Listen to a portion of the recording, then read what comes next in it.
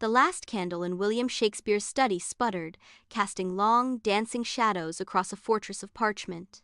The air was thick with the scent of ink and inspiration. He scratched a line, then crossed it out with a sigh.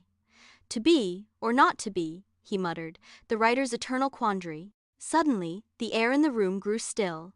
The shadows ceased their dance.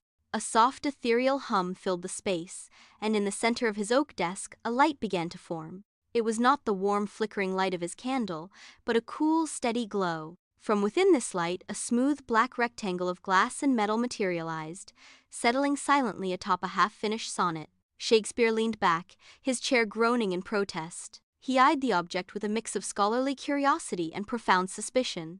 "What trickery is this?" he whispered to the empty room. "A slate of midnight glass, holding captive a stolen star?" Hesitantly, he reached out and picked it up. It was cool to the touch. As his fingers brushed its surface, it blossomed with color and motion. He nearly dropped it in astonishment. A tiny, living portrait was moving within the glass. It was a man, dressed in garish, mismatched hose, gyrating wildly to a beat that Shakespeare could not hear. "Good heavens!" he exclaimed, holding the device at arm's length. "What frantic palsy grips this fellow?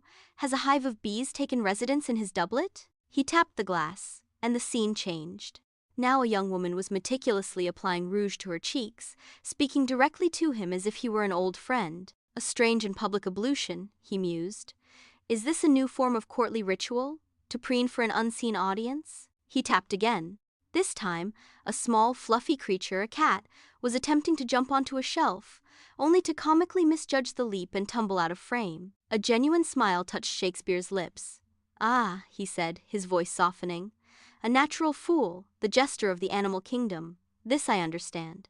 He continued to scroll, his initial shock giving way to rapt fascination. He saw tales of heroism, of folly, of heartbreak, and of breathtaking artistry, all told in moving pictures no longer than a single breath. He saw a world speaking to itself, a global stage where every soul, from king to commoner, could perform. A profound understanding dawned on his face.